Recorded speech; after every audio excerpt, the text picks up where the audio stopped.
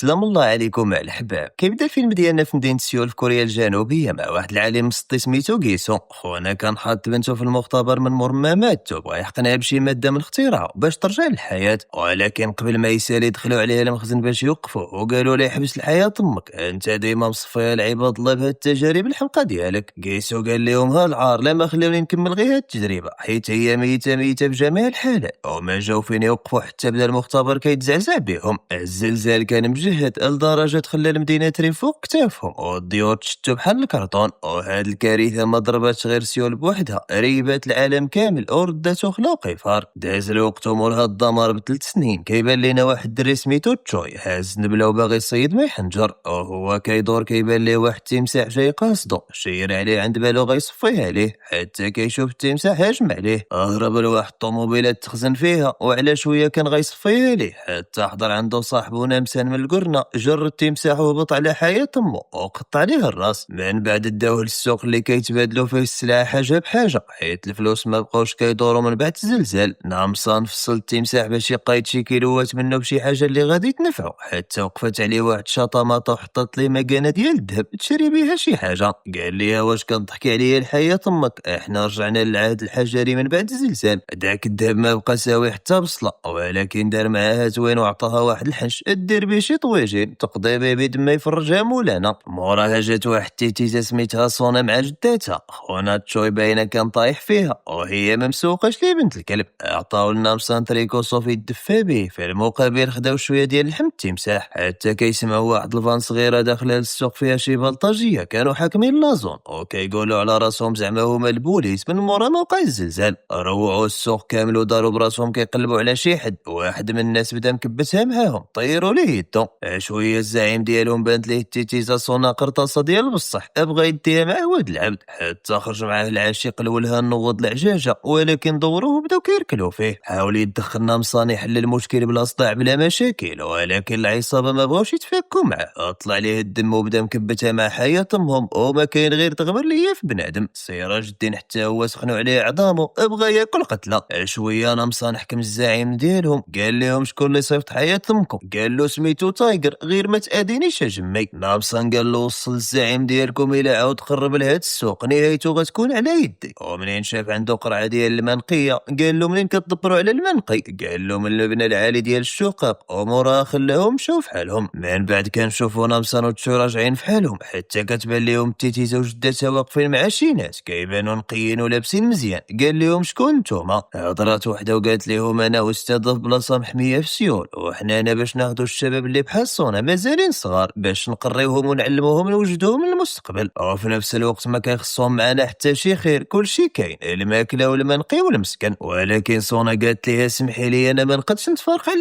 جداتي رجلي برجليها. المعلمه وافقت تمشي معاهم حتى جداتها، اما نمسان قال ليها غادي نبقاو نزوروكم مره احسن لكم من هاد العيشه في زريبه. في الليل تشوي ونمسان خرجوا يصيدوا، اما صونا وجداتها شدوا الطريق مع الاستاذه وربعتها حتى تلاقاو مع شي عائلات اخرين جمعوهم معاهم، وصونا تعرفت على واحد البنت سميتها جوي ولاو صحابات كيديو ويجيبوا في الهضره حتى جدتها عيات بزاف وما بقاتش قادة تكمل الطريق. الاستاذه طلبت من المساعد ديالها يديو جدتها مع واحد الشيباني كان معاهم المركز الطبي على ما يرتاحوا ويلحقوا عليهم حيت الطريق مازال طويله. كملوا طريقهم حتى جاو العسكر باش يديوهم. صونا قالت الاستاذه منين جاو الطوموبيلات دابا من الاحسن نرجعوا دغيا نجيبوا جدتي والسيد، ولكن الاستاذه قالت ليها ما تخافيش راه غادي تمشي عندهم الطوموبيل وتجيبهم.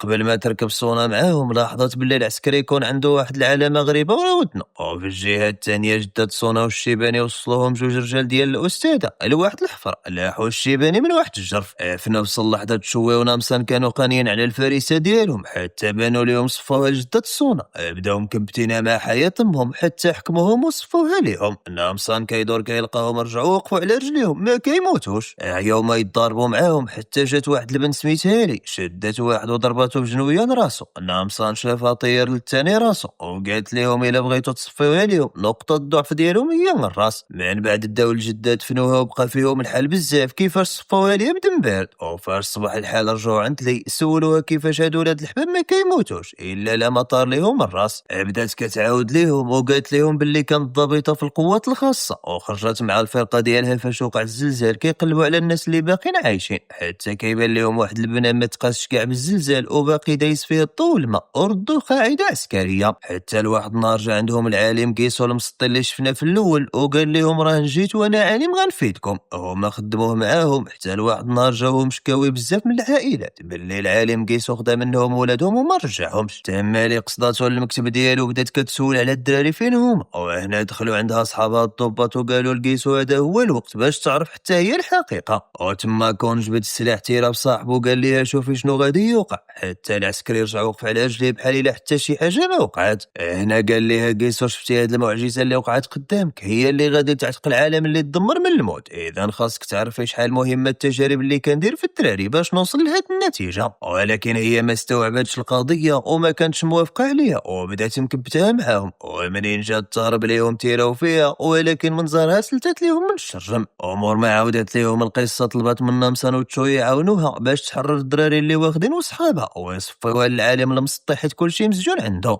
في هاد الوقت سونا والعائلات اللي جاو معاهم وصلوا للمبنى ولقاو الناس كيرحبوا بهم. العالم المسطي خرج عندهم يطمنهم وقال لهم هنا كاين الماء نقي والماكله والقرايه، ما غادي خصكم في هاد البلاصه حتى حاجه. موراها دخلوا كل واحد البيت ديالو. سونا دخلت الغرفه ولقاتها بحال شقه صغيره مقاده ومصايبه وعجباتها وكلشي موجود فيها. في الجهه الثانيه نمسان تفكر القرعه ديال الماء النقي اللي كان لقى عند رجال تايجر، فقال لهم ديك العصابه غاديين لتما اذا غادي يعرفوا يدخلوني. في هاد الوقت تايجر زعيم العصابه اللي كانت هجمت على السوق كيتناقش مع واحد زعيم العصابه اخرى سميتو بونك. البوله شعلات بيناتهم، شبكات بين عصابه وعصابه ما كاين غير يشرك في الصل دك حتى دخل عليهم نمسان كتبان ليه نايضه ديال بصح. قال لهم اللي غادي يتشافى غادي نفصل حياه تما. تايجر قال لبونك تفصل هاد الغوري الا غادي نوليو حباب صحاب. بونك قال لهم متفقين دابا جمي. هجم هو ورجالو على نمسان اللي كيشير فيه بحال اللي هابط عليه بال حتى دغمر حبهم كاملين. اما تشو يخرج كاع الناس اللي كانوا حابسينهم العصابه. موراها نمسان شير في تايجر المعده وموراها غيب حياه تما. اما بونك شاف القضيه حامضه اسلت هو ورجالو. في الجهه الاخرى البنت سونا فاش حطات حوايجها خرجت كتسول على جداتها. الاستاذه قالت لي في الليل غادي توصل، وهنا جمعت كاع الطلاب وقالت لهم غادي يطلعوا للطبقه الثامنه فين غادي تقراو، وزادت قالت لهم ممنوع عليكم تشوفوا العائلات ديالكم من غير طلب رسمي وافق عليه القائد قيسو. اما الاباء والامهات ديالهم هبطوهم اللاكاف يخدموا في التصفيه ديال الماء اللي كيشربوا. نرجعوا دابا عند نمسان اللي لقى العصابه خازنين السلاح والماء. سولهم منين جبتوا هاد الشيء. في الاول كلهم نكروا وبداو كيدخلوا ويخرجوا في الهضره حتى بدا كيصرفق في حبهم كاملين. وملي وصل عند تايجر قال له غادي نعاود لك لافير كيفاش كدوز جمي غير بلا ما تاذيني. قال له كنخطفوا الشباب وكنديوهم للعسكر اللي في المبنى، في المقابل كيعطيونا الماء وهاد العمليه كتكون في النهار اللي محدد لينا نمشيو فيه. نامسان من جهته دار معاه الواجب وهبط عليه بكروشي يرتاح. في هاد الوقت البنت سونا وصاحبتها وصلوا للقاعه اللي غادي يقراو فيها. سونا لاحظت كاع الشباب ما كيتحركوش دايرين بحال الروبوات، وشافت فيهم كاملين جرحى مرودنهم بحال هذيك اللي شافت عند الضابط كون. فاش جلسات سونا جات الاستاذه عندهم وبدات كتشرح لهم كيفاش العالم قيسو كيحاول يطور الماء باش الجسم ديالهم يقدر يتحمل اطول مده ممكنه بلا ما يشربوا. البنت سونا سولتهم علاش العالم ما كيشاركش هاد الماء النقي مع الناس اللي كاينين على برا. الاستاذه قالت لي حيت نتوما الامل في المستقبل وعندكم المقومات والمؤهلات اللي محتاج. سونا قالت ليها وشنو هاد الشيء اللي عندنا حنا هو محتاجو. الاستاذه جاوبتها محتاج اللي يعاونوا في الابحاث ديالو باش يزيد ينجح ويتطور اكثر، وحيت هو فايت خسر بنته الوحيده. هاد الشيء علاش بغا ينقذكم ويعاونكم حيت الشباب هما الامل ديال المستقبل وما خاصكمش تاذوا. في هاد اللحظه جاو المساعدين فرقوا عليهم قراعي ديال الماء، وجا العالم قال لهم هاد الماء اللي كنعطيكم خاص بكم غير نتوما. الاستاذه قالت له على جوي صاحب سونا، فمشى عندها ضحك معاها وقال لها خاصك تجي للمختبر عندي مور الدرس. هنا سونا سولتهم على جدتها واش جات. الاستاذه قالت لها جدتك وصلت ولكن راها مريضه وخاصها تبقى مرتاحه شي يومين ما تقدريش تشوفيها دابا. العالم المسطي جا عند سونا حتى هي وفتح ليها القرعه ديال الماء وقال لها شربي منها بنتي ومورها مشى بحالو، ولكن هي شكات في الماء وما بغاتش تشربو، حسات بشي حاجه ماشي طبيعيه. في الليل سونا سلتت من بيتها ولتحت في لاكاب الوالدين ديال جوي سالاو خدمتهم وطلبوا من العسكري يطلعوهم يشوفوا بنتهم. قال لهم عندي اوامر الناس اللي تحت ممنوع يطلعوا الفوق. شويه بداو مكبتينها معاه بغينا نشوفوا بنتنا حتى حضر عندهم قيسو قال لهم ما تخافوش بنتكم بخير وعلى خير. قالوا لي والو بغينا نشوفوها هي نشوفوها ما مفكينش. قيسو قال لهم واخا تبعوني للمختبر. اما سونا وصلت للمكتب ديال العالم قيسو لقات شي ملفات فيهم معلومات خطيره على التجارب اللي كيديرهم على الحيوانات والبشر. دخلت للمختبر لقات صاحبتها جوي مغيبه مثبتين ليها جهاز في دماغها، وعندها نفس الجرحة ديال الدراري الآخرين مرودنها. حتى سمع الدكتور وصل للمختبر وتخبات. قيسو لاحظ باللي الباب محلول، دخل العائلة يشوفوا بنتهم،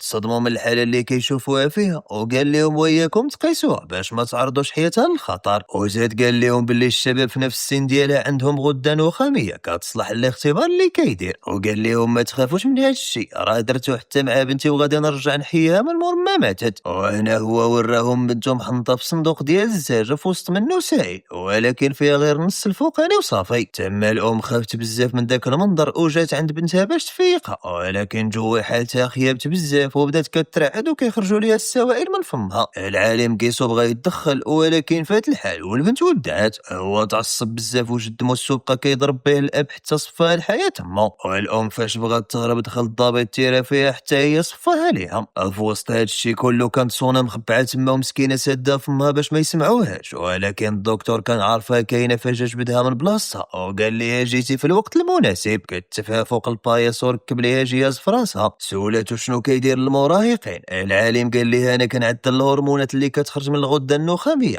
بسبب داك الماء اللي كتشربو، وكنخرج العينات باش ندير عليهم الابحاث. هنا هي سولاتو على جدتها، فقال ليها الناس الكبار ما عندهمش بلاصه بيناتنا، وتما فهمت ان جدتها صفاوها ليها. في نفس اللحظه نامسان وصل المبنى ومعاه تايجر ورجالو مشارجين اللور، جاي عاطب بالكاميو دعك على العسكر اللي كانوا قدامه، ودخل بالكاميو حتى المبنى. هبط بكلاطه ما كاين غير شارجي وفرق على بنادم راسو، وليو تشوي معاونين معاه تايجر في حل الوليه ود الحباب مخزون. المعلمه من الفوق بانت ليها القضيه مرونه لتحت، قالت للضابط كون هادو راه من عائله سونا جايين يديوها. علم قيسو يشوف شنو غادي يدير معاهم، اما اللي داتهم الحبس اللي كان تحت الارض باش يخرجوا صحابها اللي معتقلين. كيبان ليهم القضيه ساكته، حلات واحد الزنزانه بداو كيخرجوا العسكر هاجمين عليهم ولاو زومبي بسبب التجارب اللي دار عليهم العالم المسطي. نامسان قال لهم الا رحمتوهم غادي توليو في حالهم، بداو ما كاين غير شارجي السلاح وفرق على الزومبي من الريوس، حيت هذه هي الطريقه الوحيده باش يموتوا. حتى صفاو لحبهم كاملين وما بقى منهم حتى واحد. هنا قيسو ضرب في الميكرو باش كلشي في المبنى يسمعوا، وقال الناس حتى حد ما يخرج من بلاصتو حيت راه كاينه عصابه دخلت علينا. وجه هضرته لنامسان واللي معاه وقال لهم مازال عندكم الوقت باش تخرجوا من المبنى بلا مشاكل بلا صداع ولا غادي يدفنهم حيين. وزاد قال لهم راه كاين بوطون ديال التليفون باش تقولوا لي قراركم. نامسان هضر معاه وقال له حنا ما غادي نخرجوا من هنا بلا البنت سونا، وجد عظام كان جاي عندك الحياه تمك. قيسو عيط على الضابط كون وقال له ممنوع شي حد يوصل للمختبر عندي. اما نامسان قال لصحابو راه القرطاس عندنا قريب يتسالى والجنود غور الباب كيتسناو، ولكن لقاو عندهم قنبله حطوها في الباب، حيدوا ليها الساروت وتيراو فيها باش تفرقعت شتات الجنود اللي كانوا مور الباب. هزوا السلاحات ديالهم ونامسان قال لهم سيروا قلبوا على صونا وانا غادي نتكلم بهاد العسكر. جبد ساطور وقصد العسكر ما كاين غير شرشم مشرق حتى وصل عند العائلات اللي خدامين لتحت، قال لهم سيروا قلبوا على ولادكم راه الدكتور اللي دمر حياتكم. اما لي وتشوي طالعين كيرونوها مع العسكر الاخرين. من بعد لي صيفطات تشوي يكمل طريقه للمختبر وهي بقات مرونها مع العسكر حتى خرج عندها كون بدا مكبتها معاها. دقات له موس في عينه ولكن هو ما تاثرش وما حس بوالو.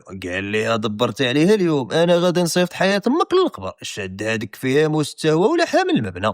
تشوي وصل للقسم لقى الطلاب ولقى معاهم جوندي تيرا في صفاه عليه، ولكن ما لقاش معاهم حب قلب وصونا. وهنا هدد الاستاذه باش تاخذوا لعندها. تما جا الضابط كون وصل عليهم حتى نمسان وقال تشوي كمل تقلب على صونا وهاد خينا خلي لي انا. في هاد الوقت قيسو خرج واحد المصلح قلب به راسو ومشى عند بنته كيقول ليها قربت نعسقك ما بقى والو. صونا قالت له يا قلتي الهرمونات كيتعدلوا غير بداك الماء اللي كتعطينا. ايوا انا ما شربتوش، يعني العينه اللي خديتي وحقنتي بها راسك غلطه. هو تعصب عليها وقرب حداها باش يصفيها ليها، ولكن تما دخل عليهم تشوي هز السلاح. العالم حط الموس في عنقها وقال ليها تزيد خطوه تودع حتى خرجت مع واحد العسكريه غفلته من اللور شيرات فيه جبدته في الارض. العالم قيسو طلب منهم يديروا بنته في الباليزه، اما في الطبق لتحت نمسان مرونها معاكم هادي تنفع هادي الضر. شدوا ورماه من الفوق ولكن الطبيب شد فيه وقال له الا بغيتي ترميني غادي نتلاحوا انا وياك. نامسان تما شد له راسو وبقى كيضرب فيه بواحد الزجاجه حتى في الحياه تما. تحرك طلع للمختبر لقى العالم غادي يسلتو مع الاستاذه اللي بدات كتوجع حيت قاسها الفيروس. نامسان بقى مرونها مع العسكريه، اما قيسو لاحق قنبله جات الاستاذه شتاتها. فاش وقعت تفرقيعه فاقت اللي كانت طايحه. اما نامسان دخل المختبر لقى تشوي وصونا مغيبين فيقهم، والعالم هبط لتحت غادي يهرب. شدوه العائله بداو كيفرشخوا في حياه تمو على داكشي اللي دار فولادهم. بان له واحد السلاح هزو بدا كيشتت فيهم حتى كيدور كيلقى الباليزه اللي فيها بنته وضربها بقرطاس. بقرطاسة وكيخرجوا منها السوائل وكيقول ليها غادي نعاود نرجعك للحياة بنتي.